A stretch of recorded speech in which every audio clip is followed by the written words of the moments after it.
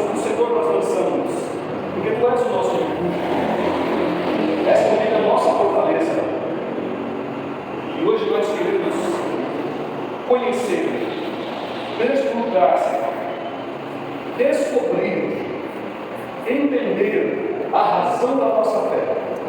Então, nós te pedimos em nome santo de Jesus, abre os nossos olhos, abre o nosso coração, para que a gente possa descobrir, meu Deus, as verdades que estão diante dos nossos olhos. Só existe uma única pessoa apta e capaz de tornar vivo e de expressar exatamente o que as Escrituras querem nos ensinar. É o Teu Santo Espírito, e é Ele que nós invocamos, e é Ele que nós queremos que nos ajude nesta noite, Senhor. Longe esteja o orgulho, a arrogância, a prepotência, mas que em tudo, como diz as Escrituras, o Senhor apareça e que o Pai seja glorificado. É no nome santo e bendito de Jesus.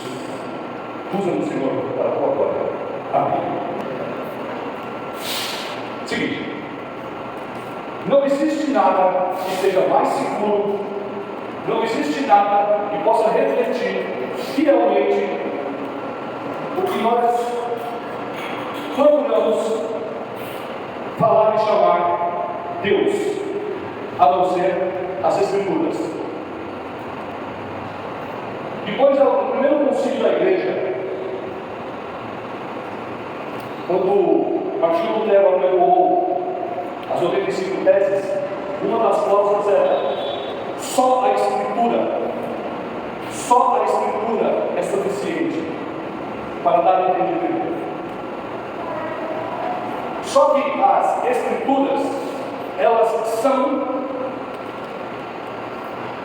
o escrito do que acontece na realidade. As Escrituras é um relato, é um testemunho do que existe no nosso meio durante séculos. Ela é a representação do que é real. Quando nós lemos as Escrituras, nós fazemos uma atualização do entendimento que foi gerado quando ela foi escrita.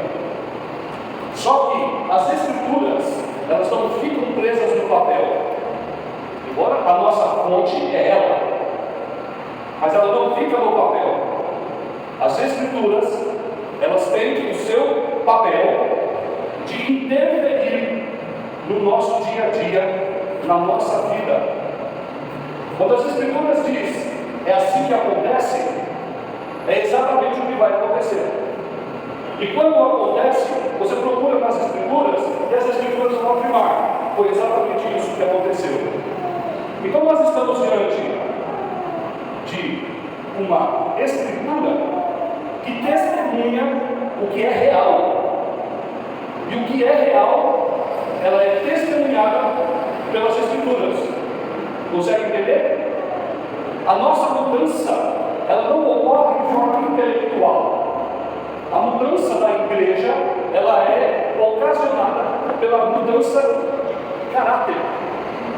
A única coisa que é capaz de transformar a vida de um homem para ser um homem de Deus é o poder das Escrituras pregada. Você pode ter uma mudança de comportamento quando um detento sai da cadeia, porque existe um sistema prisional, existe um trabalho que envolve a recuperação dessa pessoa. Todavia, ela não sai de lá apta para estar ou entrar no reino de Deus.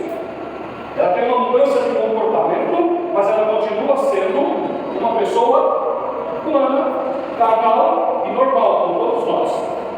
Porém, não é um candidato para estar no reino de Deus ou para a salvação. Porque a única coisa que nós temos como regra de fé e prática, e que sai das Escrituras, e que interfere no dia a dia da pessoa, é a palavra que se diz palavra de Deus. Tudo bem? Gênesis capítulo 1, Diz assim: disse quem? Disse Deus. O que ele disse? Haja luz. Foi dito por quem? Por Deus. Interpretação do texto básica. Verso 6. E disse Deus: haja um firmamento. Quem é que disse? Deus. Verso 24. E disse Deus. Quem foi que disse? Deus. Esta palavra, Deus, o original dela é isso aqui. Elohim. A tradução de Elohim é Deus. Quando você lê e disse Deus, é este Deus que está sendo referido. Elohim, como Deus, ele também é visto como Criador, como autoridade, e também é visto como majestade. Todo o capítulo 1, você vai ver, no momento da criação, disse Deus. E quando ele diz, é isso aqui que nós estamos lendo. Elohim.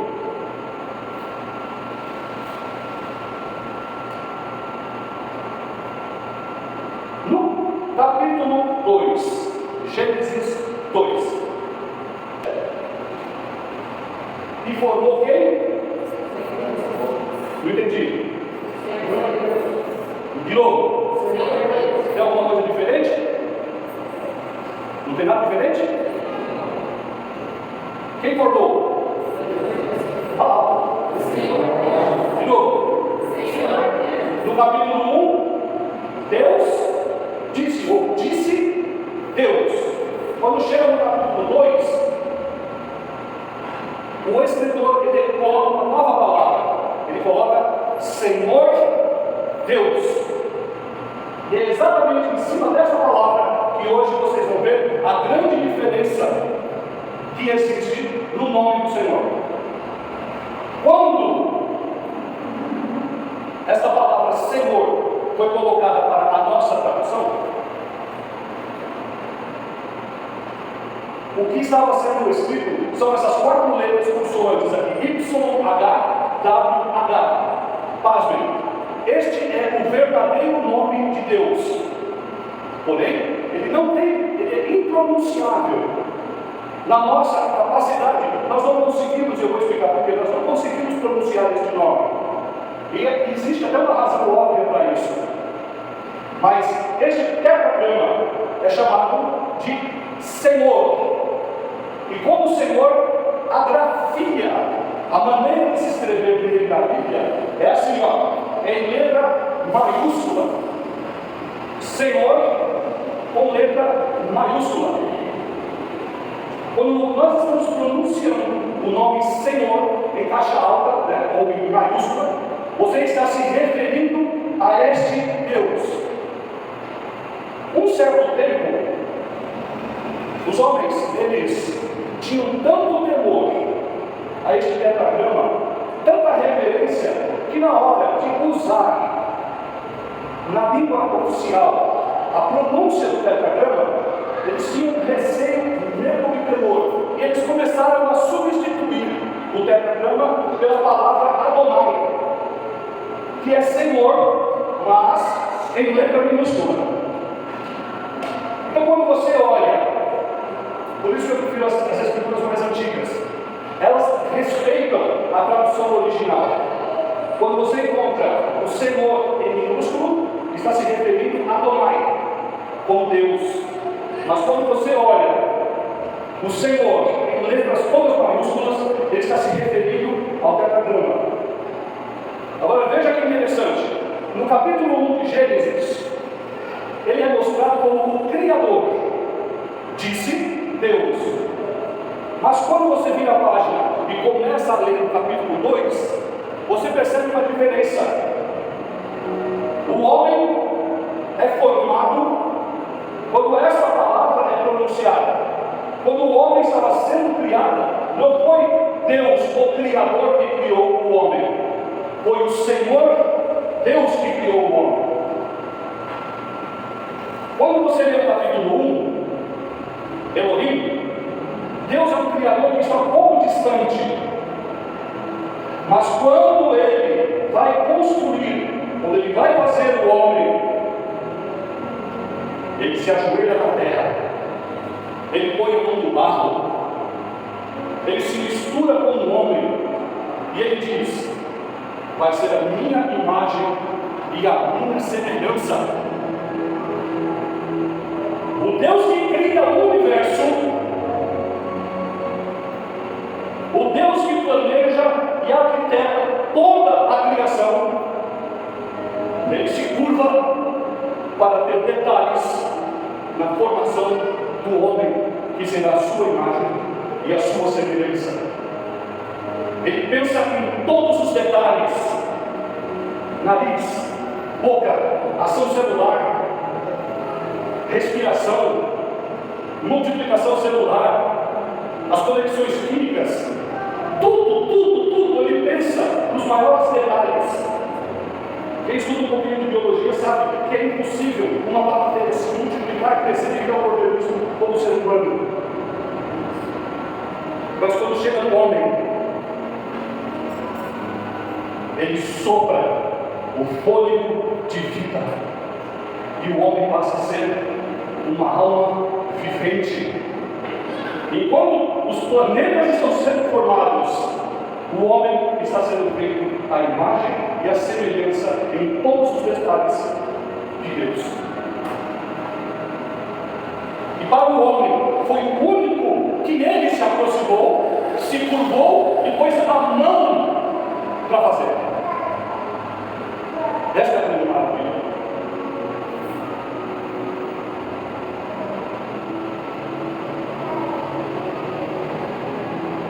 Como eu disse, as Escrituras, elas não param no papel. Alguns já sabiam o que tem que fazer, tornar isso vigor outra vez. Há um tempo, muito tempo atrás, eu estava, na época, eu fui na Praça da República, fui dos quadros, e eu passei a ter devocional das 7 às 9 horas da manhã. E eu estava vendo a Bíblia, exatamente Isaías 4:9. Pode uma mãe abandonar o filho que mama? Ou esquecer dele? Todavia, ainda que isso aconteça, eu, Senhor, não farei. Eu chorei, mas chorei copiosamente, porque eu via: nossa, o Senhor é maravilhoso, como o Senhor é tremendo, o Senhor cuida de nós. Tempo depois eu fui visitar minha mãe. Não fui criado com a minha mãe. E quando eu entrei na casa dela, ela disse, por alguma razão: quando você quando eu fiquei grávida de você, eu já tinha abortado 2 vezes. Minha mãe tinha 15 anos de idade, mas o aborto foi provocado. Quando eu fiquei grávida de você, eu não sei o que deu em mim, eu continuei com a gestação. E você nasceu. Depois eu fiquei grávida de novo. Eu fui lá e abortei. Louvado o nome do Senhor, porque Ele se curva sobre a terra quando o assunto é você. Quando você entra na história dele, ainda que a mãe te abandone, ainda que o mundo seja cruel para você, ainda que a sociedade minta para você, o Senhor vai se curvar. Ele vai chamar você pelo seu nome, e ninguém vai tirar você da mão dele, porque Ele decidiu formar você, formar a mim, a sua semelhança. Não existe nenhuma criação, não existe nada no universo que se compare ao ser humano. Nós somos a primícia de tudo que Deus já fez. E Ele não abre mão disso. E nunca vai abrir mão, porque Ele decidiu. O homem pode falhar, a tua mãe pode te esquecer, Mas no relógio dele, o tempo não passa, mas a sua vontade se cumpre, dia após dia, momento após momento. O que nós estamos falando não é do Elohim, nós estamos falando do Senhor, aquele cujo nome não tem pronúncia, mas que ele se revela.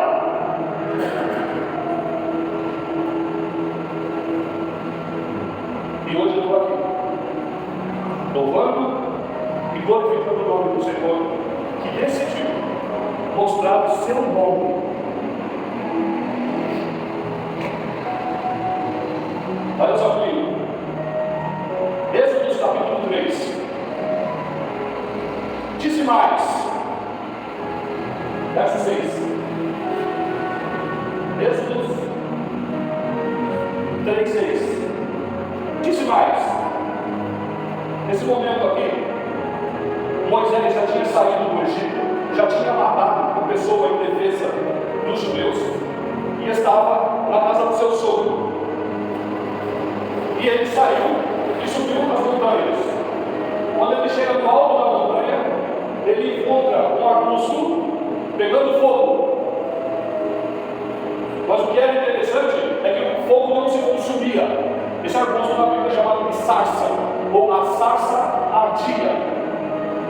E ali Deus disse a Moisés: tira o seu sapato, porque este lugar é santo. E eu vou te mostrar o que vai acontecer daqui para frente. Moisés não subiu lá porque quis. Deus escolheu se encontrar com ele. E quando chega no verso 6, diz: e disse mais: eu sou o Deus do teu pai, o Deus de Abraão, o Deus de Isaac e o Deus de Jacó. E Moisés então escondeu o rosto porque temeu olhar para Deus. Então disse o Senhor, e lembra uma vez sua. Como é que o Senhor se mostrou a Moisés? Como é que a taxa alta, o Senhor se mostrou a Moisés? Como um fogo que consome, mas não queima, que traz iluminação, mas não tem prejuízo, e que impacta. Ele se mostrou como o Senhor para Moisés na sarça. Com efeito, verso 7, com efeito tenho visto a aflição do meu povo, que está lá no Egito, e tenho ouvido o seu clamor por causa dos seus exatores, porque eu conheço os seus sofrimentos, e eu desci para livrar da mão dos egípcios, e para fazer subir daquela terra, que é terra boa, e para a terra espaçosa. E agora, eis que o clamor dos filhos de Israel é vindo a mim, e também tenho visto a opressão com que os egípcios os oprimem. Olha que interessante. Agora ele diz: agora pois, vem. Ele não diz vai, porque ele já estava no Egito, olhando e esperando. Quando Jesus fala: eu sou o caminho, a verdade e a ninguém, como é que ele fala? Ninguém vai? Ou ninguém vem, porque ele é a porta de entrada. O Pai e ele estavam juntos. Vem, porque eu te mandei. Se você pegar agora a palavra Senhor, dentro desse contexto, ele é o El Shaddai, ele é o Elohim, o Deus Criador. Mas quando ele se mostra como o Senhor, ele se mostra como o Deus que vai atrás daquilo que lhe pertence, daquilo que ele decidiu tomar conta. Quando ele se mostra a Moisés como o Senhor, ele disse: eu estou vendo o sofrimento do meu povo, e eu vou fazer alguma coisa em relação a isso. Consegue enxergar a tua vida? Quando eu enxerguei isso, eu só vou e agradeço porque eu vi. Eu não sei como se pronuncia. Nós dizemos o seguinte: Yahvé. Eles acrescentaram as vogais de Adonai e jogaram para dentro do tetragrama e formaram um nome híbrido, que é o Yahvé, ou para algumas traduções, Jeová. Mas esse é o nome que nós demos a ele, ou que foi dado a ele. Mas o que importa é quando ele decide e vai atrás de você para te dizer: eu estou aqui. É isso que importa. Quando ele revela-se a si mesmo e mostra como é o seu próprio nome a você. Esta é a glória de sermos pertencentes a ele. Temos um testemunho interior. Você leu aqui, mas as canções que eles cantaram falou exatamente o que eu preciso. Nós precisamos, não é o Deus que cria, nós precisamos do Pai que se aproxima. Nós somos uma igreja na sua individualidade. Você, eu, nós somos igreja, mas ele olha você, ele olha você, ele olha a mim e se revela a cada um de nós como ele precisa fazer.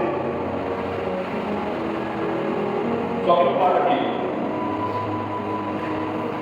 13, Gênesis 3, 13. Volta para a Bíblia. Então disse Moisés a Deus: diz que quando eu for até os filhos de Israel e lhes disser: o Deus de nossos pais me apareceu, e eles me perguntarem: qual é o seu nome? O que eu vou falar de você? O que eles direi? 14. Respondeu Deus a Moisés: eu sou o que sou.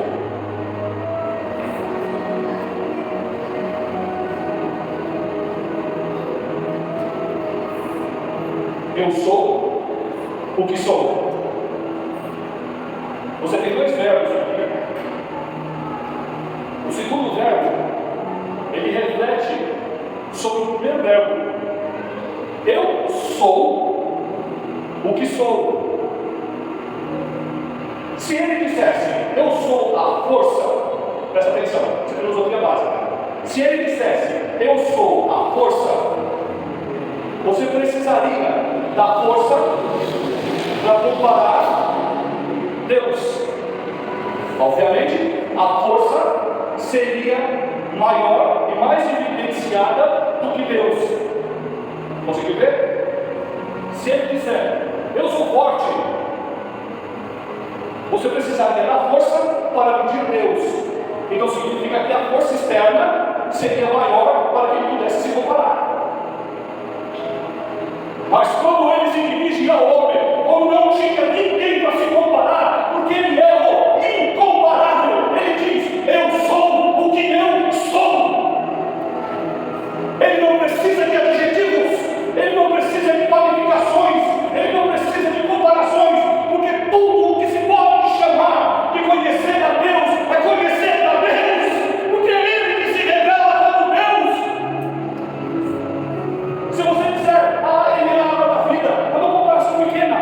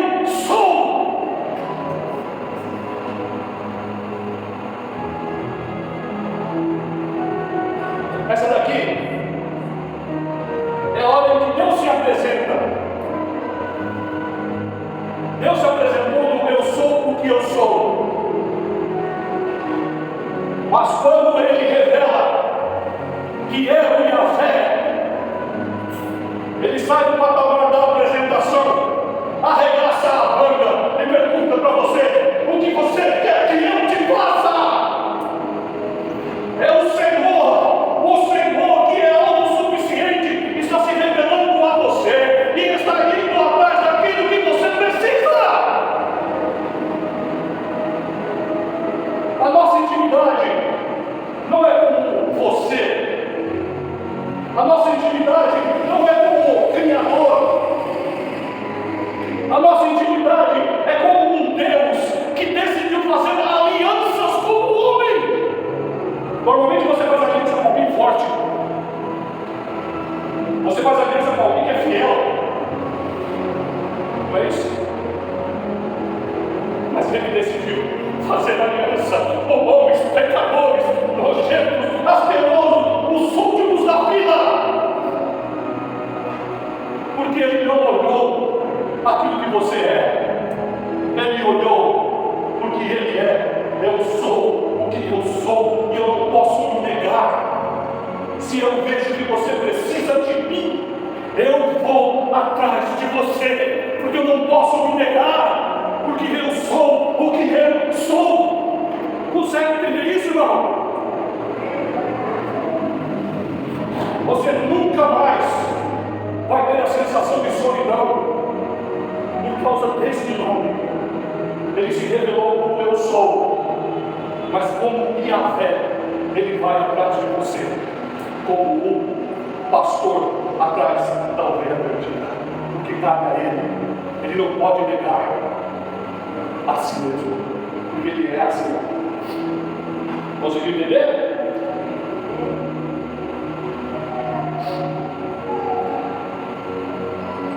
Êxodo 34, 5 e 6. Vou mostrar mais uma vez como nós precisamos ter contato com ele. Conhecemos as Escrituras, mas deixar que as Escrituras nos conheçam. Olha lá. E o Senhor desceu numa nuvem e se pôs ali junto dele. Deus desceu até Moisés. O povo que estava sendo abandonado, Moisés vira para o Senhor e fala: Senhor, não me faça subir sem a tua presença. Ele diz: tá bom, eu vou com você. Senhor, mostra a tua glória. Só que basta, eu quero te ver. E ele proclamou, ou apregoou. Essa palavra aqui, proclamou, não é Moisés que proclama. Quando Deus passa, o próprio Deus proclama o seu próprio nome. Não é que ele fala. Quando ele passa, tudo o que ele é visível, é tangível. Dá para você nomear, porque ele dá essa capacidade.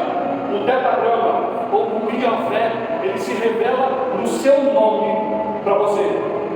Verso 6. Verso 6. Verso 6. Passando, pois, o Senhor perante ele, Moisés falou. Deus não poderia ser visto no seu rosto. Deus coloca Moisés sobre uma pedra e diz: eu vou passar, mas eu vou cobrir o meu rosto para você não me ver, porque não há quem fique vivo que tenha visto o meu rosto. Mas como eu me virar e eu estiver de costa, eu vou tirar a minha mão e você irá me ver. Quando Deus passou, tirou a mão e ele olhou Deus pelas costas, Moisés não aguentou. O nome Yahvé ele revelou.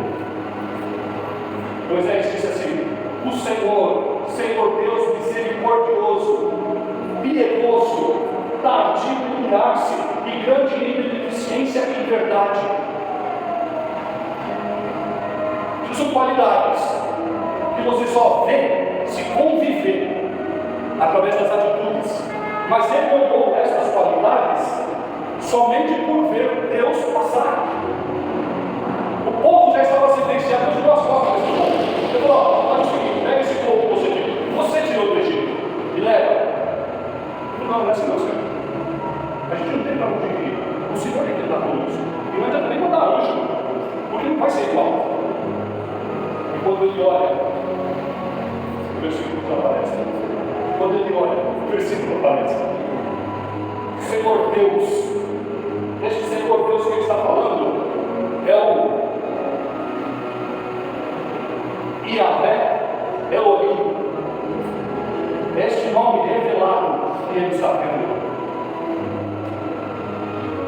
porque misericordioso, piedoso, grande em beneficência e tardio em irar-se, e ele reflete que é verdade. Esta é a revelação que Moisés teve do próprio nome de Deus, sem que ninguém lhe dissesse: Deus é isso, dois pontos. Entende aqueles momentos de loucura que você está no meio da rua, dentro do ônibus? Aí do lado você fala: loucura!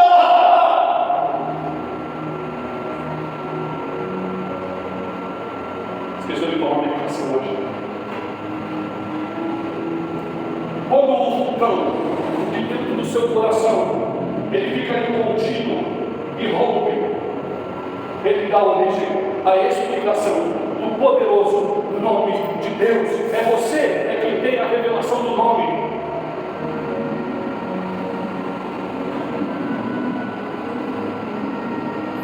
Lucas 23.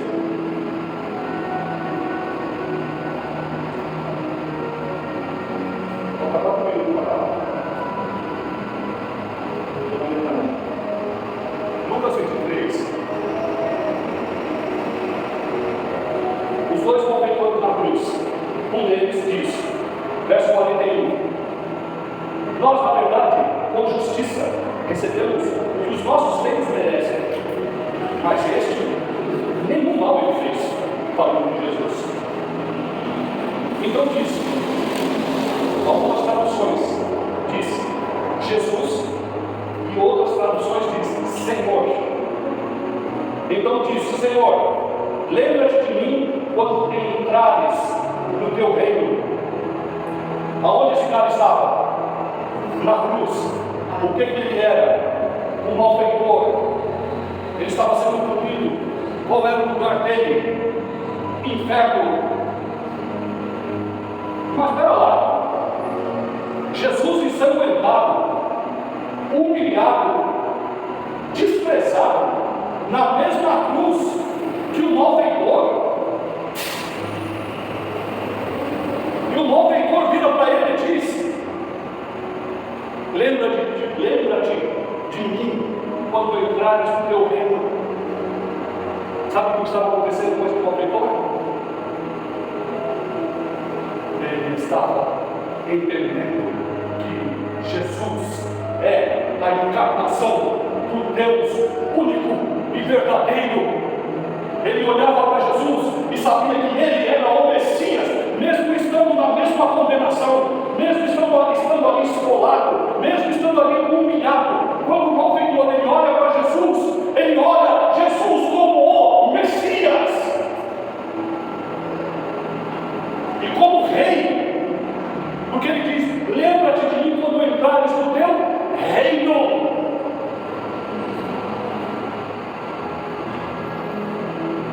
Consegue entender que às vezes nós falamos com Deus, mas não sabemos bem com quem nós estamos falando?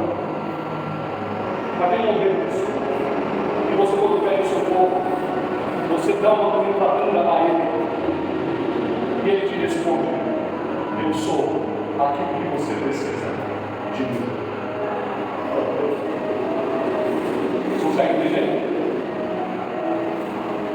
Quando você sai para trabalhar, é lá o lugar que você tem que estar. Você ficou desempregado, lá que você tem que estar. Todo mundo está te zombando, a doença te pegou, é lá que você tem que estar. Porque é lá que ele vai dizer o que você precisa de mim.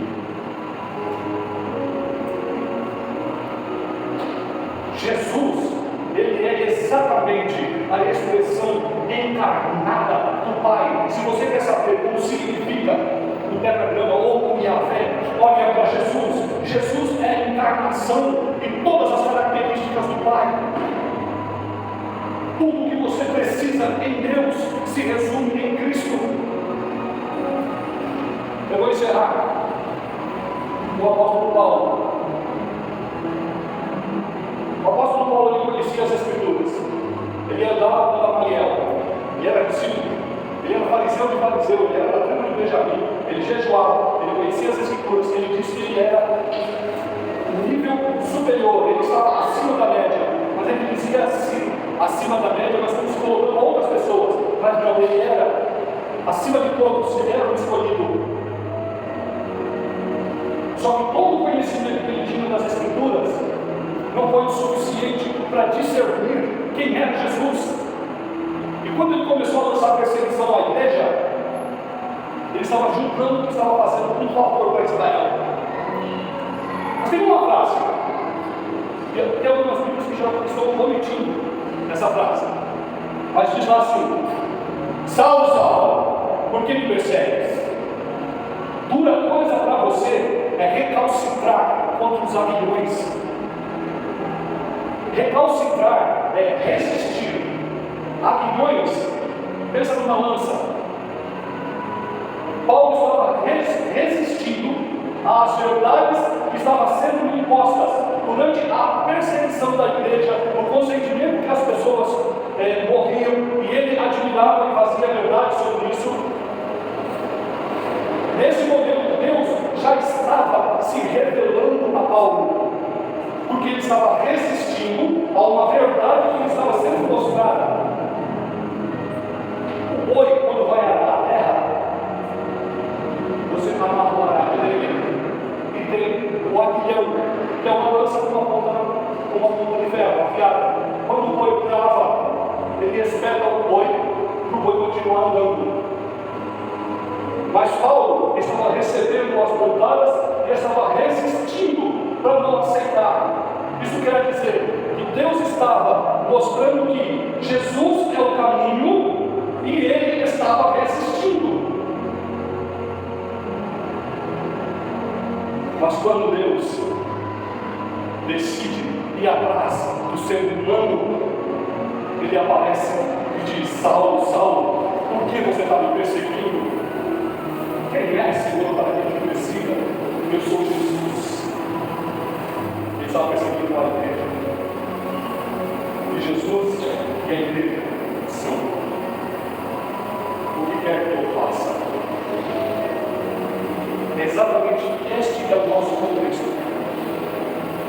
Eu quero que você, seja como for, está sendo chamado, está sendo espetado, está sendo convencido a de hoje em diante passar a usar o nome do Senhor com mais gravidade, com mais entendimento. Eu quero orar por você. Quero que Deus te ajude. Fica de pé.